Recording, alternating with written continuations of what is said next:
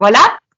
Voilà, bonsoir. J'ai la joie d'accueillir ce soir sur le petit blog Le Pendolino Christine Bussat. Bonsoir. Bonsoir. Alors pour vous présenter, même si votre visage nous est familier, votre voix aussi, vous êtes quand même la fondatrice de la Marche Blanche en Suisse. Et vous êtes, je crois, entré dans l'histoire parce que vous êtes, avec tous vos collaborateurs, vous avez réussi à faire passer 2 initiatives pour la défense des victimes de la pédophilie. Oui. Alors, félicitations, Christine. Merci. Parce que je sais que tu es remplie de compassion. La souffrance des autres te touche beaucoup. Et comment est-ce que tu vis justement cette période de coronavirus où il y a la maladie, la souffrance, avec un tempérament tel qu'on te connaît, justement la souffrance des autres ben oui, c'est normal, hein, ça fait souffrir. Oui, mais je suis quelqu'un qui me protège énormément. Donc, et je pense que toutes les années de lutte, effectivement, m'ont permis de me créer une carapace qui fait que il faut pas. C'est pas bon pour moi si je commence à avoir trop cette compassion qui vient, parce que là, dans ce cas-là, moi, je peux rien faire. Oui. Quand il s'agissait des problèmes de pédophilie, donc effectivement, ça me touchait énormément. Et là, je savais qu'on pouvait faire quelque chose. Donc, d'une fois l'émotion passée, il faut que cette émotion, elle puisse se taire pour laisser place à l'activité. Donc, c'est ce que j'ai réussi à faire depuis toutes ces années. Si j'avais laissé la place à l'écoute, à la compassion et à mes émotions, j'aurais jamais pu faire 2 initiatives populaires fédérales, parce qu'il faut savoir que c'est quand même quelque chose d'absolument énorme. Récolter 100 000 signatures, les faire passer auprès de 2500 communes, ça demande un effort que, d'ailleurs, il y a même certains partis politiques qui n'y arrivent pas à avoir les signatures.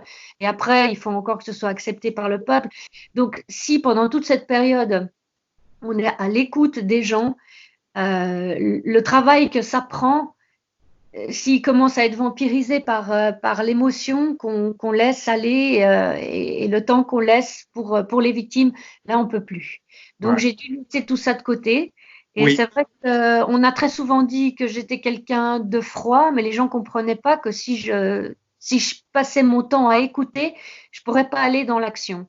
Donc, quand il y avait des gens qui avaient des problèmes de pédophilie dans leur famille ou comme ça, je les dirigeais vers des associations qui étaient compétentes pour l'écoute et puis pour régler leurs problèmes personnels. Donc, moi, j'étais dans une toute autre optique, c'était de faire changer les choses. Donc, maintenant, par rapport à ce coronavirus,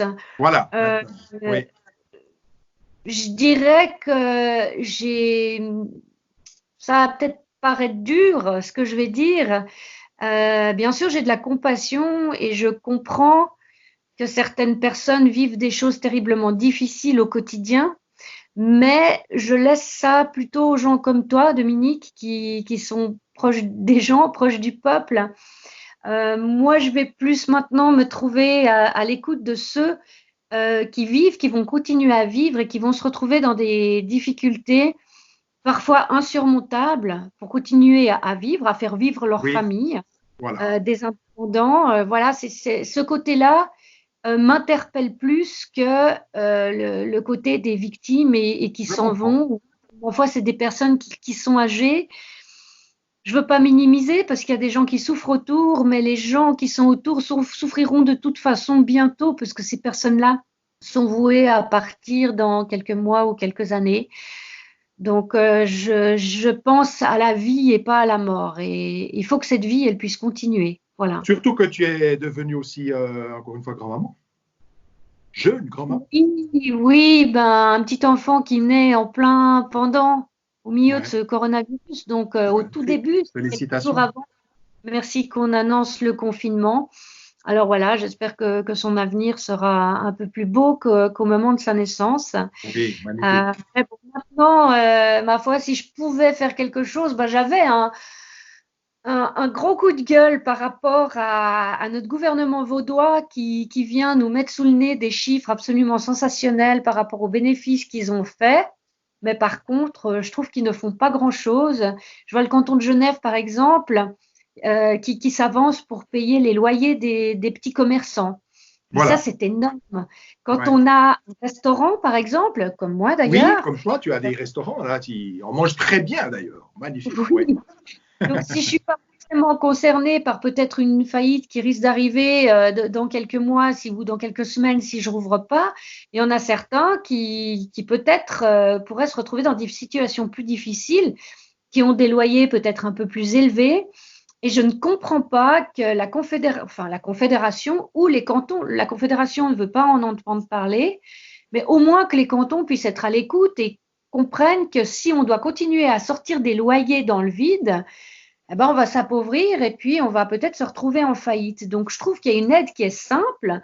Quand j'entends la madame de la SECO qui vient dire c'est trop compliqué pour vérifier si on aide plus les indépendants, il n'y a rien de plus simple que de montrer un contrat de bail et de dire voilà, c'est ce que je paye tous les mois, s'il vous plaît, remboursez-moi ça.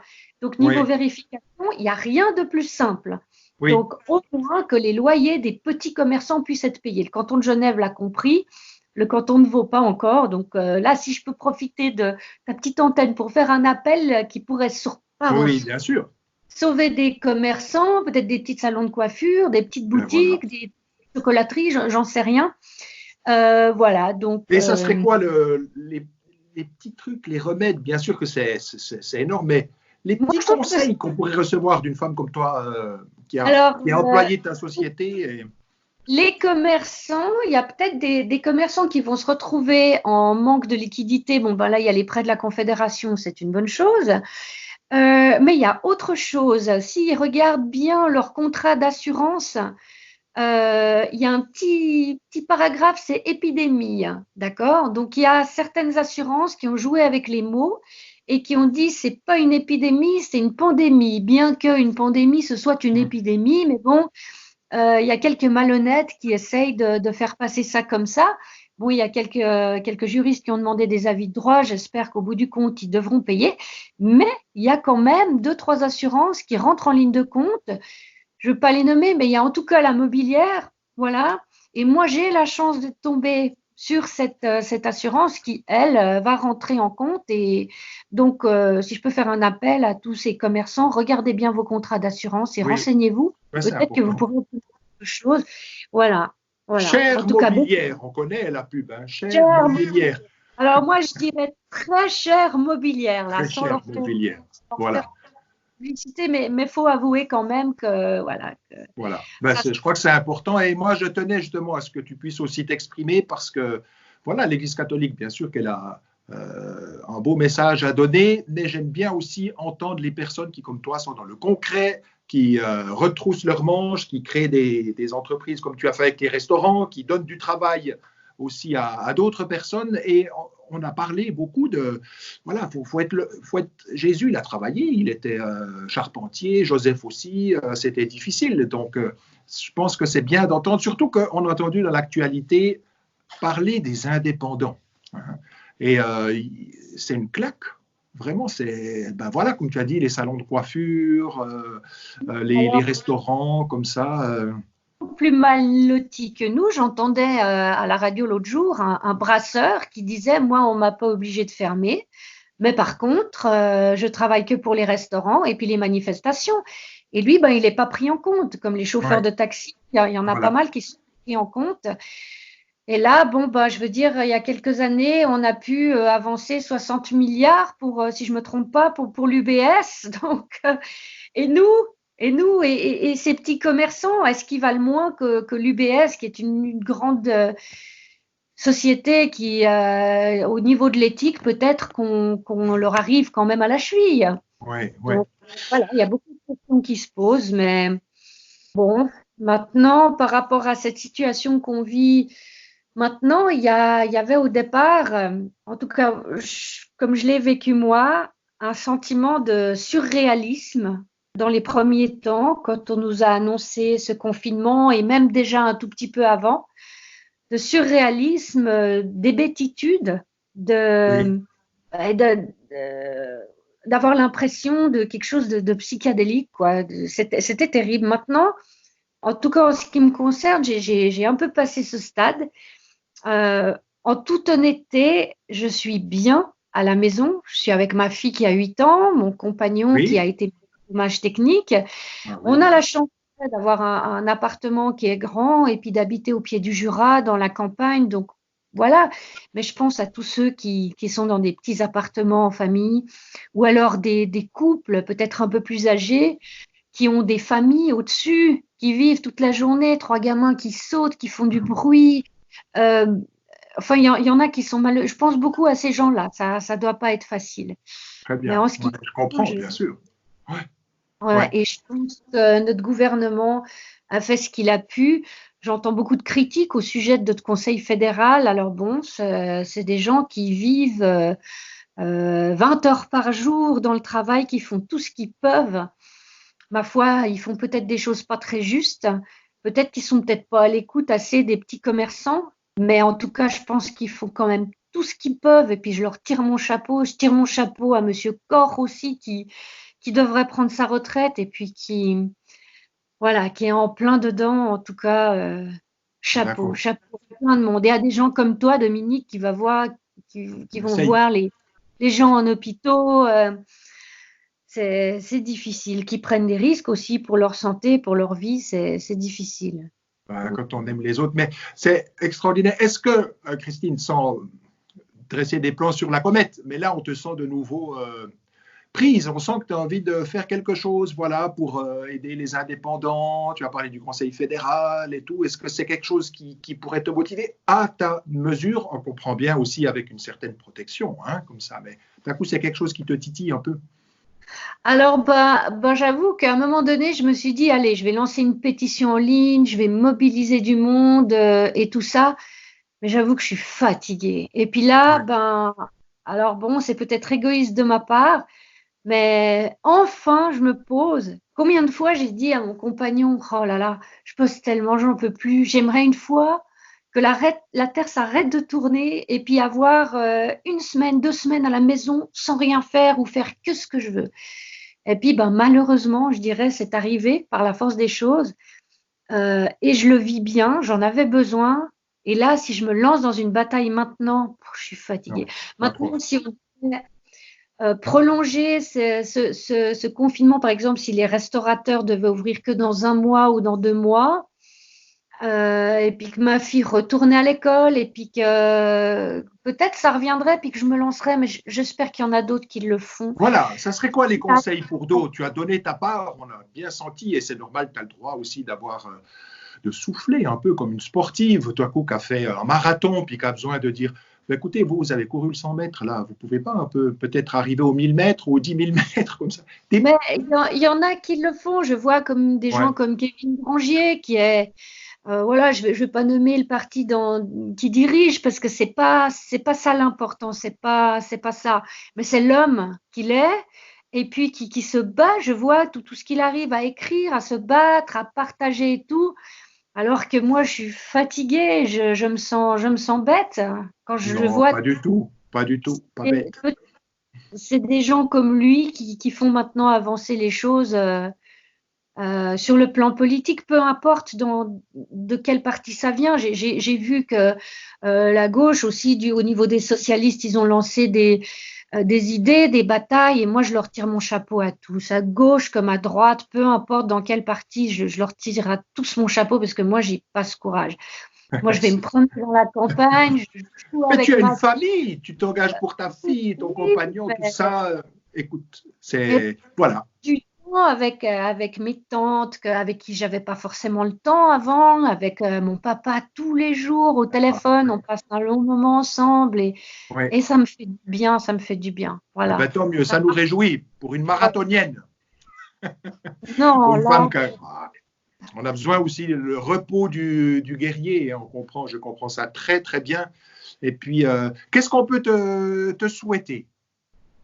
à moi personnellement, Ben ah oui, non, alors c'était ou plutôt qu'est-ce que tu veux nous souhaiter alors? euh, que les restaurants, le nom de mon restaurant c'est Happy Days, et ben que les jours heureux reviennent, quoi. Et puis, et voilà, on est une équipe de 10 nanas qui travaillons et on Ouais. s'entendait tellement bien, c'était un plaisir de bosser. Et puis bah là, tout d'un coup, il y a tout qui s'écroule.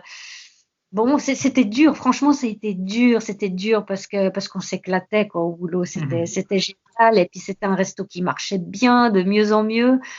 Ouais. Donc Ça va voilà quoi, reprendre, j'espère. un peu dur, mais voilà, c'était fatigant aussi. Et puis là, ben, il y a le repos, et puis ben, C'est je me normal. réjouirai. Voilà. Donc, C'est déjà comment la chanson là? Oh Happy Day. exactement, exactement. Ça vient des États-Unis. Oui, ben, mon 66. restaurant, c'est un restaurant Road américain, 66. Hein, 66. américain, comme ça. On peut avoir une Ouais. pensée pour l'Amérique qui est apparemment aussi Oh là très là, oui. Oh là durement là. touchée, New York. Très durement touchée, effectivement. Et ça, je le regarde tous les jours. Je regarde un petit peu l'info, ce qui se passe là-bas. Et voilà. Bon, bah, faut dire qu'ils ont quelqu'un à la tête de ce pays qui a pas fait ce qu'il devait faire, qui a peut-être pensé d'abord à laisser ouvert le plus longtemps possible ses hôtels, j'en sais rien.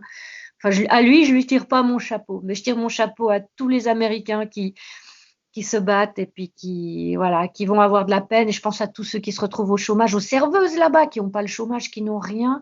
Je me souviens d'une serveuse qu'on avait rencontrée aux États-Unis l'année passée. Et puis, le lendemain, on va dans un autre restaurant et c'était de nouveau elle. Et puis, on lui dit, ah, mais vous êtes là? Elle dit, oui, j'ai d'autres jobs. Et je pensais à cette femme en me disant, mais elle a peut-être des gamins à nourrir. Et qu'est-ce qu'elle fait maintenant? Voilà, elle a perdu ses d'autres jobs. Et puis, bon, bah, il y en a des millions dans ce cas-là. Donc, honnêtement, c'est vrai, il y a toutes ces personnes qui ont perdu des proches, mais il y a tous ceux qui perdent les jobs et je crois que ça, c'est bien plus difficile. Et Un proche, on aussi, peut pas- le, le- un proche qui était déjà âgé, c'est difficile, c'est dur. C'est un deuil à faire, c'est dur. Mais faire le deuil d'un commerce, de faire le deuil d'une vie, de projet qu'on avait eu, oui. ça, c'est encore. Ouais. Ben, ça rejoint aussi ce que disait le pape François. Il disait le travail, c'est la dignité humaine. Hein, au niveau de Oui. notre pape François. Voilà. Donc voilà, je pense que moi je vais prier aussi pour tous ces commerçants, pour ces indépendants, tous ceux qui voilà qui bossent au quotidien. Merci de nous avoir reçus.